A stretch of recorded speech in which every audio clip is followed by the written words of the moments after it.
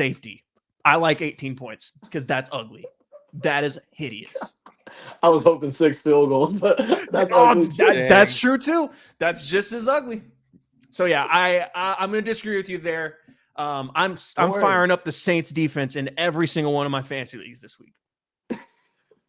Every single one. I have them in all 7. Matter of fact, I'm sorry, no, one league I have the Seahawks. Just okay. If y'all disagree with me, let me hear both of y'all's picks, man. What y'all got? Well, I'll let Tyler take this one. I'll sprinkle in at the end. Hold on, are we hitting the no, is it our first one of the year? Is it our first one of the year? Okay, so for whatever reason, before we started, my computer decided to reset, and my I know my thing's not on, so I'm very much. You want me to do it for you? Do you have it? I can just do it with my mouth. I can do my best. Yeah. Okay. Here we go. There's a man. His name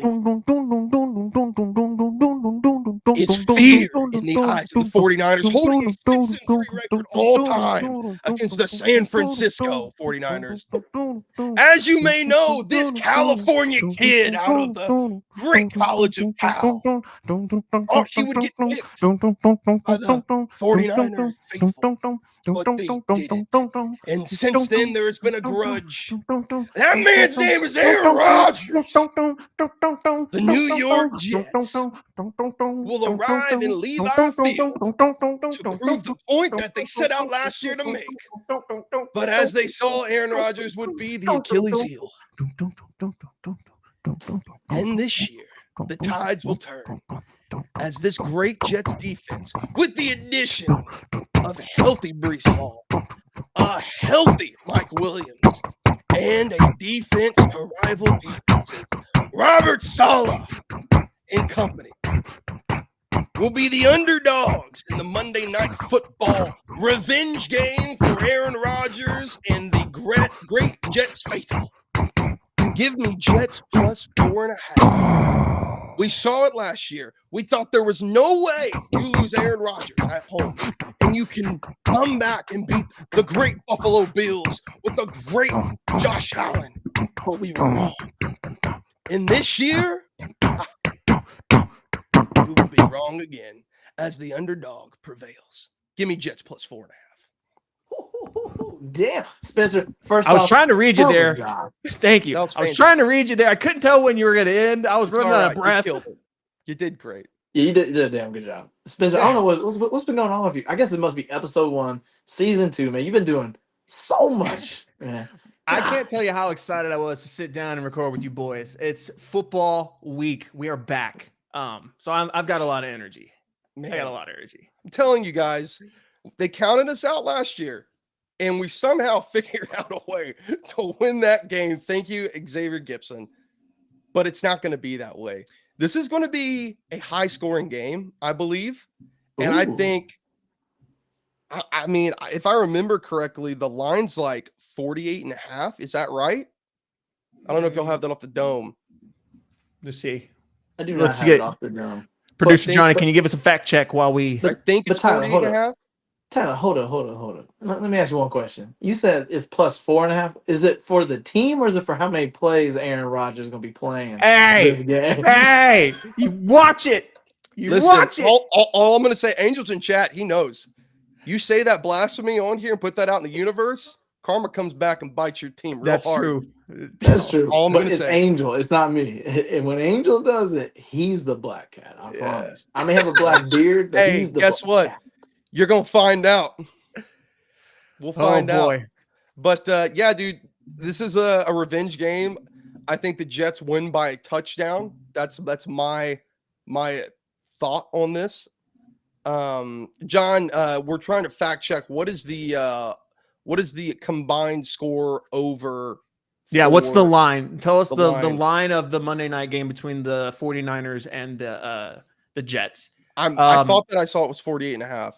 Yeah, we'll check it out. But I'll say this. I echo everything Tyler said. I agree with that. That's part of the reason why I'm also riding the Jets plus 4.5. Line is 43.5. Line is 43.5. 43.5. That's a give me pretty the over. Yeah, you were saying you think it's going to be over 48. That's a comfortable over for you. Yeah. I'm with you though. I like the Jets plus 4.5. You mentioned the side of the Jets, which again, I agree with all that, but I'm going to take on the side of the 49ers. Now I locked this pick in before Brandon Ayuk and Trent Williams got their contracts worked out. I did make this pick before then, but I had a chance to back off of it, and I'm not. I'm riding with it partially because of what Jet Boyer said about the Jets, but also, even though they are back under contract now, and the 49ers are still a great team, that I'm not taking away from them, I think them both missing all of training camp, all of the preseason, I don't think they're just going to get back to game action right then and there. And Trent Williams, all of the 49er players, they talk about how he should have been in the MVP conversation, not Brock Purdy, not Christian McCaffrey. It should have been Trent Williams, but we'll never give that award to a lineman. So if he is not himself, I see a Jets defense all over them. They're going to eat them alive. And I do think it'll be a close game, but I think the Jets win outright. So that's why I like them to cover plus 4.5. I think it'll be a fun game for a Monday night opener for the year. I like 20-27. 20-27. Okay. I like that. I could rock with that. I could rock with 24-21 as well. That'd be fine with me. Jets, and also too, something to keep note, like we've seen, like momentum is a big thing, bulletin board stuff's a big thing. The story has been for the past few weeks, when are we going to see Hassan Reddick? Like when is that going to happen, right? Problem is that people are forgetting, like with him being gone, we've had a lot of Will McDonald reps. It would not shock me if they unleash Will McDonald on this O-line and he just has his coming out party between him and Jermaine Johnson, reminding you get everybody, we're still here. Like without Hassan Reddick, we are still a good defense pass rush wise, because they got plenty of pass rushers to go along. And also too, man. Hey man, don't forget my boy in the inner lineman of that D line. Come on, say his name one time. Come on, say Mr. Quentin Williams. Oh, cute. Whoa! Yeah, bro. Come on. And also too, Quincy. People forget Quincy Williams like made a strong argument. I'm not going to say strong argument. He was a top 10 linebacker last year, a Pro Bowler. If I'm not mistaken. Again, I know we don't put a lot of like hype around Pro Bowlers. Shoot, Tyler Huntley got a Pro Bowl, but Pro Bowler Tyler Huntley. But Quincy Williams' play last year shocked a lot of people how well he did. I mean, this is a guy that was cut and picked up by the Jets a couple years ago, paired alongside with his brother. And I mean, say what you want. There's something when you got like that family dynamic, they want to outplay each other. And with Q being he's not just a Pro Bowler, he's an all-pro like lineman and getting paid as such as well. That pushes you. And I think that CJ Mosley is still coming back as a top. I mean, the Jets linebacking crew, like we say a lot about the 49ers, they've got a pretty stout, like middle of the field as well. And then especially with the Patrick Surtain contract, Sauce Gardner's looking at that and going, okay, cool. Let me show you something. I can't wait for the Texans to pay Stingley before y'all pay Sauce Gardner. That'll probably happen. I expect that, but just know that Sauce Gardner is going to be the highest paid cornerback in the NFL history. Just watch. It's going to happen. Oh yeah. Yeah. No, I agree. Go ahead, James. No. Oh, I was saying not a doubt for the Sauce Gardner. Yeah. All right, let's move on to our overs. I will go first. I am going with the over in Cincinnati versus New England. It is over 40.5 points. Now, I'm not going to lie. That is probably the main reason why I am picking this, because 40.5, that seems extremely easy to accomplish. I know what I said earlier about the Patriots being the worst team in the league. I still believe that. However, I do think we have seen Jacoby Brissett do it a couple times in his career, come out, sling the rock a little bit, and surprise us. I think that can happen in week one. It's in Cincinnati, so that is tough for him to go on the road. So I am going to be counting on the Bengals to carry the load here and get me to 40.5. I'm going to hope for them to get 28, maybe 31 points to make it easy on me. But it's mainly because 40.5 for, and I know they're coming back to like Jamar Chase is just now getting back. Same thing with, like I was saying, with Trent Williams and Brandon Ayuk. He's going to take some time to get adjusted to NFL action, I think. I say that, but watch him play on Sunday and then go for 200 yards. Right. However, if that is the case, if they a little rusty, I still think T. Higgins, I still think Joe Burrow back in that offense. I think they can get going against a bad team in the Patriots. I think the Patriots can contribute enough, but 40.5 is too low. So I'm going over 40.5 for Cincinnati and New England.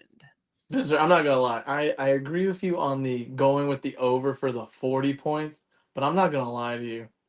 I just don't see I don't see Cincinnati dropping 28. And 2, I don't even see New England dropping 10. Yeah. So I feel like it'll be like this is the classic trap. 3. It's the classic trap, dude. When they set the line this low, you're like, no way. I'm falling into it. I'm falling into it. I know week 1, I'm going to start off defending my crown, falling into this trap, but I still am going to go with it. I just think I've been very high on what the outlook for Joe Burrow is this year. And I think MVP. I do. I have him as, I don't know. I go back and forth. I actually have a future already placed on Patrick Mahomes to win the MVP, but I wouldn't be shocked if Joe Burrow did it either. I think he's going to be on a tear this year, revenge against all the haters and the doubters, but we'll see if we can get to 40.5, but 40.5, we can get there. We can get there. I'm going to agree with you, James. I don't know if they can get to the 28 mark because I think they're going to get 34. I think you're going to see 34-10. I think Burrow's going to come out there and just sling it. I think it's going to be an absolute air raid, and they're not going to be able to stop it. Like, it's going to be, people are going to understand, oh wow, the Patriots are being humbled this year, and the Bengals are still the Bengals. That's what I think. And I think Jamar Chase and T. Higgins is going out there and having to prove himself for a contract somewhere. And Jamar Chase is about to go out there and say, pay me my effing money. All right, James, let's hear your over. Ooh, well, I'm not gonna lie. I picked this over. This is one of the highest totals during the week. And for a moment when I picked it, I was like, yes, I like this pick. But then thinking about like what happened during the offseason, I'm like, I don't know if I like it right now, but I got to roll with it because the 2 quarterbacks are very mobile. And so give me the over 48 points between the Arizona Cardinals and the Bills. Now, I know, yes, Bills lost both of their receivers. I get it. But there's still one bad man on that team, and he can move with his arms and his legs, just like the other guy on the other team. Now, of course, Kyler got a brand new weapon in Marvin Harrison Jr. Hey, man, Fanatics, free Marvin Harrison. We want his jersey, bro. But I will say, for me, I feel like luckily the game's in Buffalo. I shouldn't expect any crazy weathers, but all that. But I know all the losses on the defensive side for the Bills could maybe give some points to the Cardinals. My fear is I see the game going 24-21, but if I get to the over, I need the Cardinals to drop 27 points. If the Cardinals can drop 27 points, I think the Bills will find a way to score points. Because I know that with Josh, and this is going to be a big year I know Tyler's going to agree with me, with Sean McDermott, because he is one of my coaches, and we'll talk about it in a little bit. He's on that hot seat. Yes, I love this pick, James. I'm mostly on the high on the other side of things. I do believe the Arizona Cardinals will make the playoffs this year. I think that offense is going to be stellar. I think they light it up. And I do think, I'm going to go ahead and say this, that's your game of the week. That will be the most entertaining game of week 1. Ooh, I don't hate that.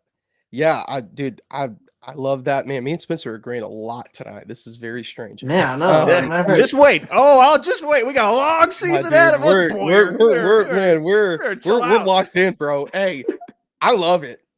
Spence. I think Kyler Murray, fully healthy, coming in. He's got a new weapon. He understands. I've listened to a lot of Kyler Murray interviews lately. That dude loves himself some offense this year, and it seems like he's paying more attention to the offense than he is about Black Ops 6 coming out, which I am very happy about. Trey McBride Trey McBride. I agree. I'm telling y'all, I agree. after this I agree. season, he will be a household name. I'm telling you, he is everything you want in the tight end. All right, Jet. I want to add one thing about that. I think another go thing ahead. too is people forget how good Michael Wilson was last year. Yes, very People very forget it. sneaky Very man sneaky. at the end of your bench. He could be this year's Puka Nacua. He very much could. 'Cause they're And gonna throw that ball. I think that there is a lot of, like, you still got Dortch on that team. People forget, who, again, a sneaky guy that if utilized the right way, given opportunity, I think he's got talent. I Mhm. think we've seen that. Right. And everyone's looking at the fact that there's no DeAndre Hopkins, there's no Marquise Brown. Doesn't matter. dude. James Conner is a top blank running back in the NFL. Fill in the space. 10. Top 10? 15. James? Give 15? me at 9. Give me at 9 or 9? 10. Oh, Back in. dude, Because- you have your list memorized? No, it's just like one I of the got it things where- 9. Well, it's a lot of, like, with for me, like, I look at him as one of those guys that's sneaky, right? Like, we forget James Conner isn't a Steeler anymore because he's not a Steeler. He's no longer in existence.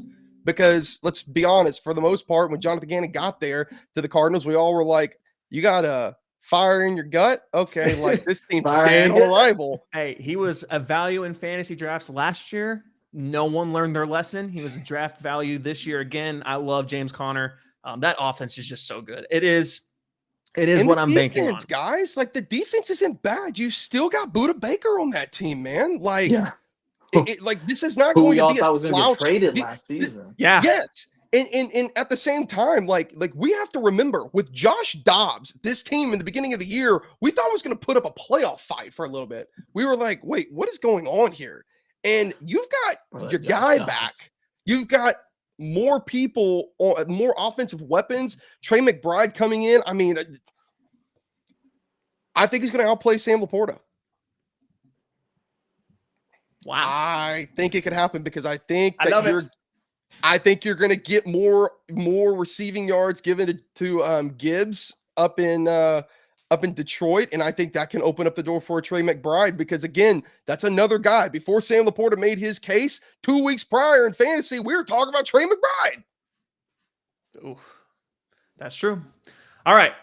Let's So- move on. Oh, sorry, go ahead. I didn't get my pick. Sorry, I got too Yeah, go fired ahead. up on there. So my pick for the unders, excuse me, not for the Thought he unders, was- for the thought overs, he was give me going for the head Baltimore and over. Kansas City kickoff.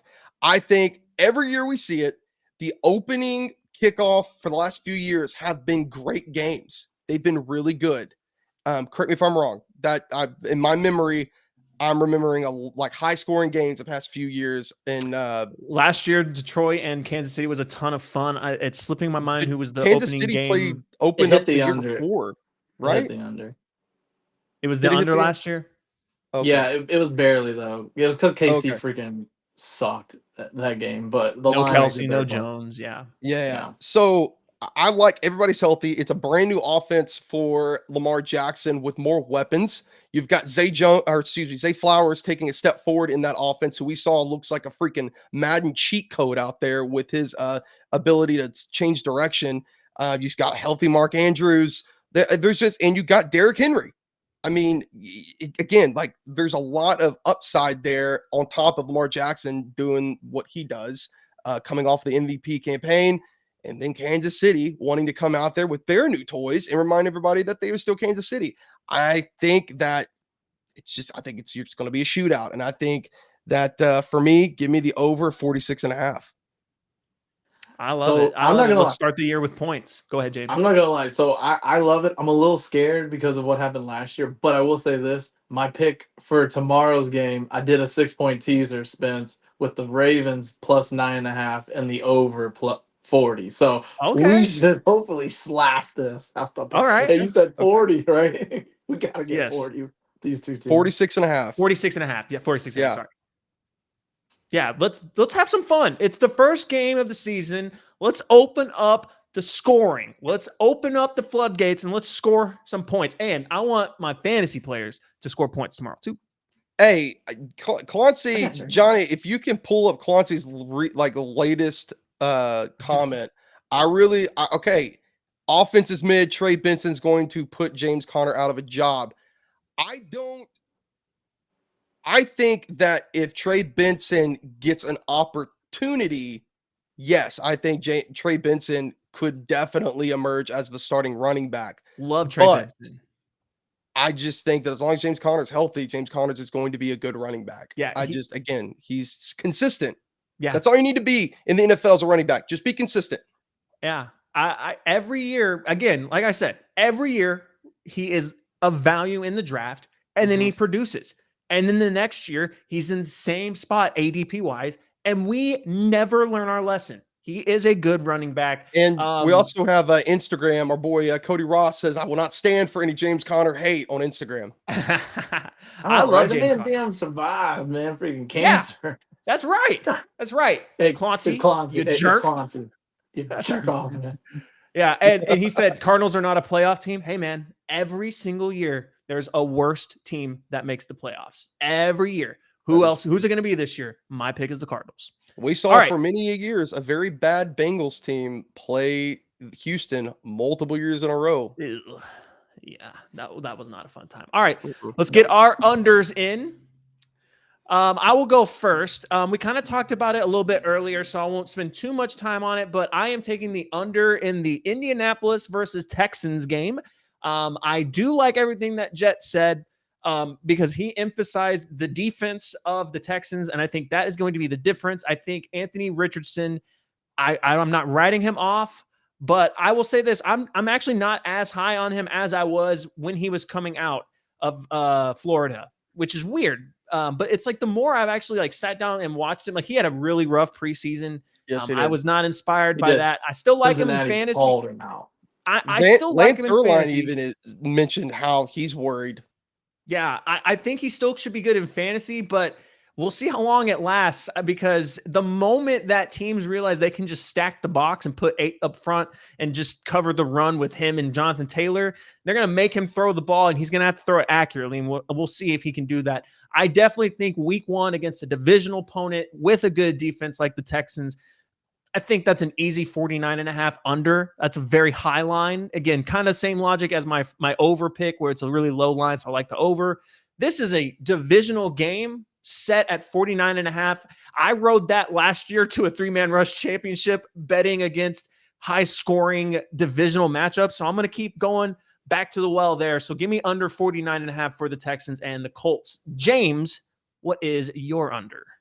Well, I will say before I go to my under, I do like your pick, Spencer. Like you said, the divisional stuff. And I will say a stat line that I have, divisional favorites between, 3.5 points or less. The under is 27-7. So you are on a good streak right here for the potential under. Now, of course, I feel like I got all 27 of those last year. You might have. Matter of fact, let me see. Did you? Yeah, it does say that. They're yours. Man, what kind of research am I doing over here? No, so my under. Now, of course, I grabbed this really early because I got some lovely information. I love getting information about things. I love the under. Now, I don't know what the number is now. I might get screwed because of the current line. Give me the under 44.5 points between the Cowgirls and the Browns. Now, of course, why? Well, number one. Man, that Cleveland defense, let's just go put everything on lock. Now, am I going to say they're going to put CD on lock? No. I don't expect that. But I will say one thing though, man. My boy Zeke is back with the Cowboys. Hey, your boy, former Jet, friggin' Dalvin Cook, they're going to be chugging it up the field. And I don't mean for many games. I meant like because they both out of shape. So burn that clock. No, but in all honesty, I don't trust Deshaun Watson in this game either. Even though I know the Cowboys, I know Bland, he's out, and I know Diggs is recovering from his injury from last season. But still, both of these teams have very aggressive defensive lines. I look for Micah Parsons. I look for Myles Garrett to just show up and show out in this game. Make sure the game goes down to, like I said, I got it at 44.5 spins. If it's at 41.5, I'm okay with that because I know one thing. I think this game's going to go to 20-17. 20-17. All right. I like it. And I echo everything you said there. I like both the defenses a lot. Micah Parsons, Myles Garrett, both of them in the conversation for best overall defensive player in the NFL. That's a recipe for an under. I like it. Jet, bring us home your last pick of the week, and then we'll talk about some power rankings and coach firing odds. Yeah, so guys, I am actually going to look at Jacksonville, Miami. That is going to be my under. The line was currently set at 49. Give me the under on that. I think that Miami, what do we know about Miami? Their biggest issue, other than Tua's health, was, it's the defense. They could not do anything defensively. You lose Xavier Howard. If you even can say you had him. You've still got Christian Wilkins is in Las Vegas now. Chris Wilkins is in Las Vegas. Jalen Ramsey, we don't really know what he's going to look like. He's always a one play away from tweaking his hamstring, it seems like. And Jacksonville, you hope, is going to take a step forward on offense. So part of me, yes, they're going to score some points. I think Travis Etienne is going to have a good day, and I think that's going to be your X factor there. However, I think even though, let's just be honest, you've got two Florida teams. Jacksonville is used to the heat, they are. Correct. And I don't think that you're going to see the same issues that most of these teams face whenever they go play in Miami, when you've got that 120 degrees, when the sun's hitting you on the line. Yeah, I don't think you're going to feel the same effect as you would if it was Buffalo. So on top of that, Jacksonville they have a better defense. I don't think that it's light years or any game-changing defense, but it is better. And I think because of that, they will be able to keep Miami contained to an extent. So that is why I'm taking the under of 49. I don't trust Trevor Lawrence. That's the truth of it right there. That's the reason why we make the under. But I like it. Again, that's a high number. 49 is huge. That's high, dude. Yeah. I know, for a team, it's high. And the only thing, and James, you tell me, the only reason I can think that Vegas is putting it that high is because Miami's defense is so bad. And I am in the minority when it comes to people not believing in Trevor Lawrence. It seems like for the past 2 years now, it's Trevor Lawrence is going to be in the MVP conversation. And then guess what? He's not. Yeah, no, you're totally right. Yeah, the line's pretty much as high because a healthy, fully loaded Miami Dolphins offense. You saw what they did in week 1 against the Chargers, where I think it was 35-31. So they're expecting that type of outcome. But I'm with you. You got, like I said, I know, like I said, we don't really trust Trevor Lawrence, but I do trust Dougie P. And I will say this: I wouldn't be surprised if the game was 28-24. So I'm gonna go with the over on this one. But if there's one person why I would go for the unders, because of Trevor Lawrence. All righty. Well, those are all of our picks. And I think what we'll do is we'll throw them up. We'll make a graphic. We'll throw them up on Sunday. We'll get that out there to remind everyone of our picks. Let's end our show before we get to Johnny. We'll give him his floor. But I want to talk with y'all about these, the first coach to be fired odds. This is one thing I always am fascinated with every year. This is one of my favorite things to look at bets for. I never actually placed one because it's so crazy. Who would have thought the year that Nathaniel Hackett was the first to get fired, that he was going to be the first to be fired, or the year that Urban Meyer was another crazy one. That's that's wild that he was the first one fired. No one had that one. So it's usually someone that comes very far out of left field. So I'll run down the list for y'all. Dennis Allen is the favorite at plus 300, followed by Mike McCarthy plus 600, Robert Saleh plus 700, tied with Matt Eberflus, which is funny because Matt Eberflus also at the same time is on one of the higher options for Coach of the Year odds. I love that duality there. Big season for Matt Eberflus. Todd Bowles, Nick Sirianni, Brian Dable, Kevin Stefanski, Antonio Pierce, Sean McDermott, Zach Taylor, Kevin O'Connell, and Sean Payton round out the list that I have here. Of those guys, who do we think is the first coach to be fired? James, we'll start with you. I'm gonna go with Tyler's favorite, and I like Sean McDermott to get fired first. That is, me and Tyler talked about this. Everyone wants to blame Stephon Diggs. Everyone wants to blame Tre'Davious White, Poyer, the whole gang. Now they're not there. No one's there anymore. And there's only two people remaining, and that is freaking goddamn McDermott and Allen. And there's one thing we all know: they always keep the Yep. quarterback, and that is who I would probably be going with is McDermott, just because the moves they made. You obviously, yeah, you draft Keon Coleman. Does he make any production as up to like when Gabe Davis played against Kansas City in that divisional game, or if Stephon Diggs has been as efficient as most people have? I just don't know. Now I know they're going to have some other guys rolling around. Maybe it's a tight end type of system in Buffalo. But if this goes wrong for Buffalo, I personally feel like it's Sean McDermott. I'll let y'all go with y'all's picks, but I do have a number 2. But I know Spencer would love this one. So. Jet, who you got? I mean, James kind of he that's mine. I mean, plus 1,400. That's crazy that he's that low. Here's something to keep an eye on. And Spence, we talked about this on Buddies and Balls. Like Sean McDermott is fighting an uphill battle because he's not an offensive-minded head coach. So he's not going to get any of the love if this offense produces numbers and they lose. Like Joe Brady is going to get that love. And I said this on Buddies and Balls. I am more terrified of Joe Brady doing Joe Brady things to that offense. I am more terrified of him than anybody else on that roster.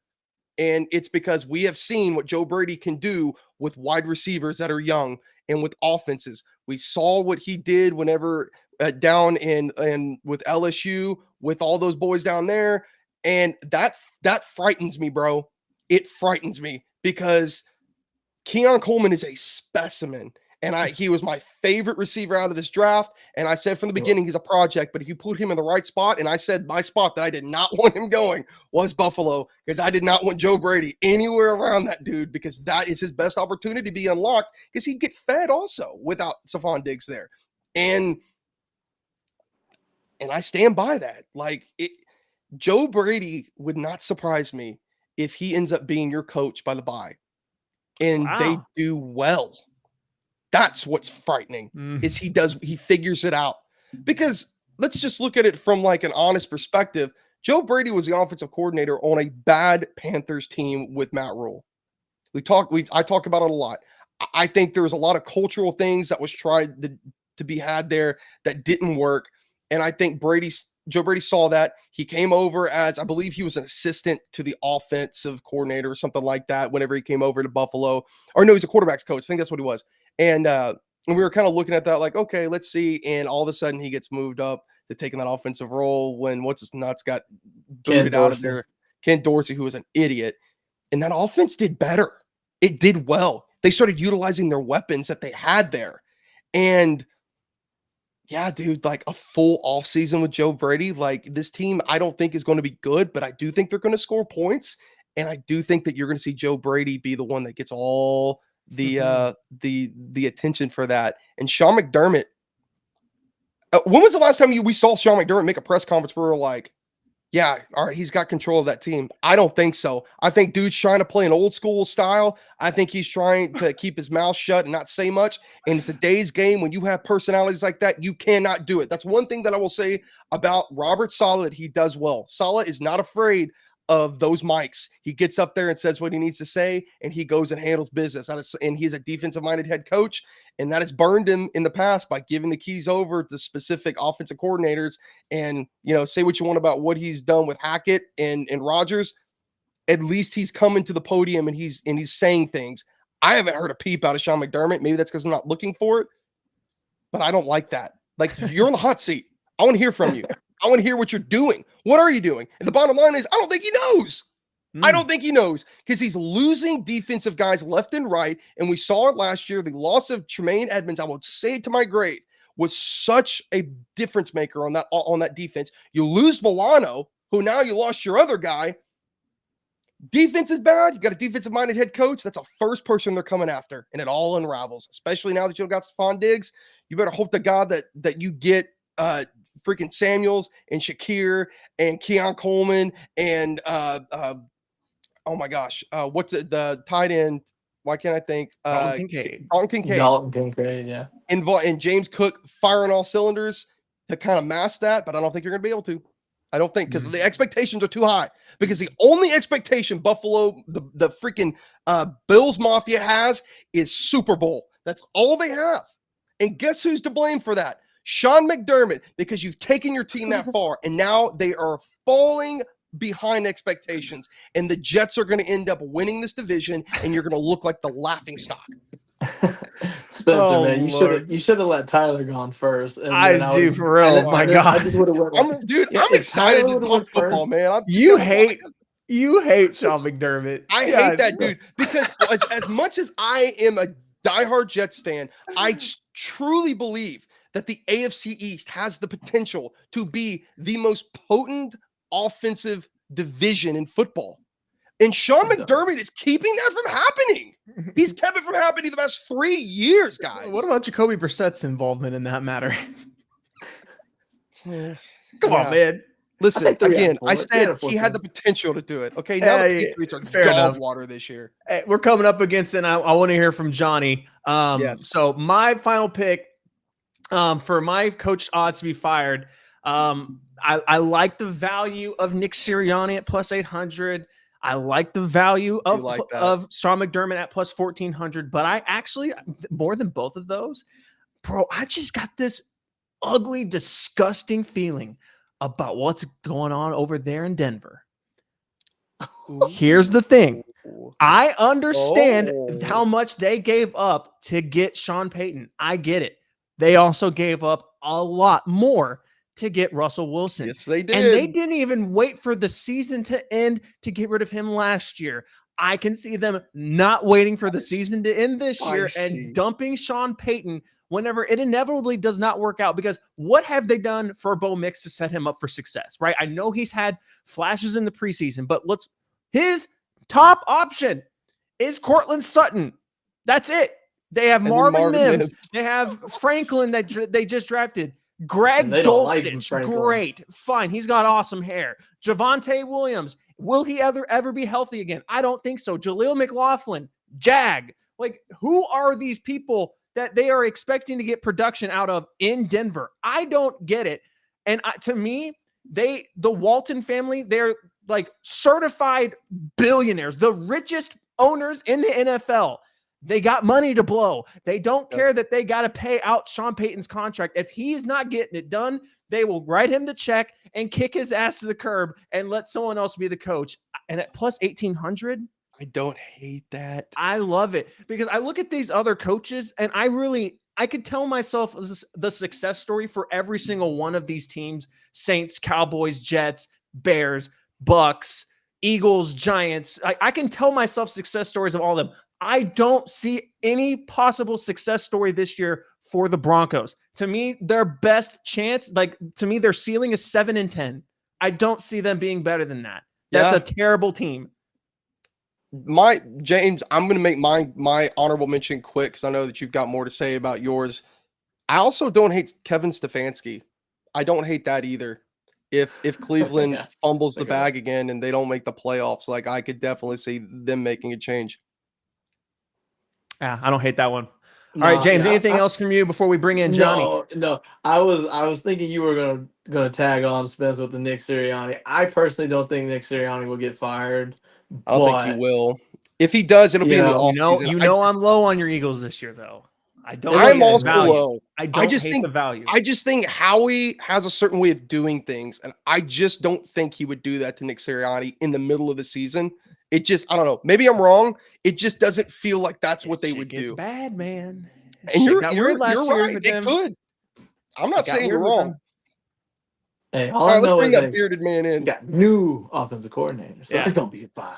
All right, Johnny. Let's bring in producer Johnny. Johnny, what did we get wrong? Johnny, what did we get wrong? And what do you got for us, brother? Okay, so his notes. He's got a notebook. This reminds me of TTI. It was a pretty clean show. Pretty clean show overall. A couple things.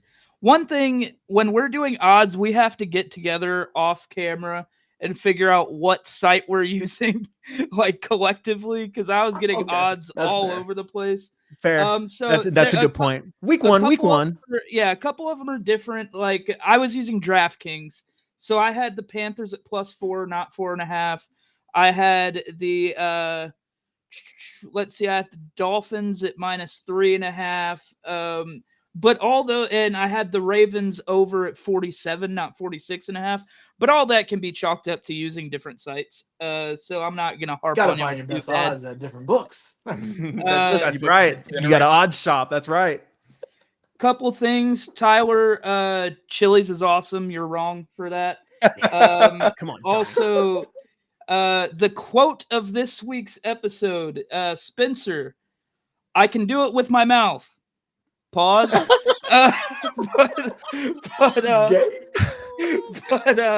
No, pretty clean show. Nothing too alarming there. What are your Texans expectations, John? Oh God. As briefly as you can do it. Here's the thing that worries me is I really loved the position we were in last year where nobody saw us coming. And it was just me and Spencer said this all season last year. We're playing with house money. Like nobody expected us to do anything. So every time the Texans got a win, me and Spencer just like, hell yeah, weren't expecting that one, but I'm down. That's right. But now the eyes of the NFL are upon us. I hate it. We have a very tough schedule. Oh. Mm-hmm. I'm going to say my expectations, just because of the strength of schedule, give me the Texans line at like 10.5. That's where I have them. I'm being cautious because I can come on here and say we're going to be a 13-win team all day, and I believe it. But I'm being cautious. I'm going to put my line at 10.5 for the Texans. I think we win the division. I think we get in the playoffs. I think we're fighting the Chiefs and the Ravens for that first round bye. But yeah, that's what I got. I think now what I will say, I think my guy, you're gonna see this guy here hoisting up an MVP jersey this year. I mean, an MVP trophy this year. I don't hate that. I would cry. I would cry. I would cry. I'd actually cry. I would love to see CJ Stroud. So I'll say this, John. Johnny. You said 10.5. I agree with you there. Somehow the lines are at 9.5 for total team win. And I'm looking at the Texans schedule, Johnny. I will say this: if you can let's just say beat Indianapolis. I'm looking at wins at Indianapolis, Chicago, at Minnesota, Jacksonville, Buffalo, and New England. I got you easily. If you can just win the Indy game for me, because I always feel like that's a trap game with a divisional, and you got the 3 home games. I think you can go start off 6-0. Now, Spencer, you want to chalk up 3-3 like you did my Eagles? Go for it. Don't put that undefeated juju on my team, man. I don't like that. The vibes are too good. See, but here's the thing. I believe in this team so much. I believe in Nick. I believe in Nick Caserio and everything he's done with the team thus far. Love the coach. Love our offensive. I love everything about this team. My thing is for Texans fans, don't panic if we lose a couple of these games that you think we should win. Including week 1. Yeah, if we go in and we lose to the Colts week 1, that's going to suck. Don't get me wrong. That's going to suck. It's going to be a bitter pill to swallow. But this team is so good that we're gonna go on a run at some point. Started 0-2 last year. Like, I'm not worried if we lose week 1 to the Colts. I'm not worried if we drop the game to the Bills or to the Ravens or whatever. That doesn't worry me. Oh, the Jets. No, that is a revenge game, and I got the Texans all day in that. Hey, you gonna come into town for that one, Clem? What? That's it's Halloween. Halloween. Yeah. Okay. I'll be there. Hey, John, before we peace out, who is your pick for first coach fired? First coach fired. James, you know I hate the Eagles, and I want to say Sirianni so bad. I do think he will be fired. I don't think he's going to be the first coach fired. I like your honorable mention, Tyler. I think Stefanski's days are numbered. Mm. He's banking on the play of a predator. That's what he's banking on to save his job. And I mean, man, that would be it would be such a Browns move for them to fire their coach midseason. I mean, they've done it before. That is a Browns move. So they have done it before. Yep.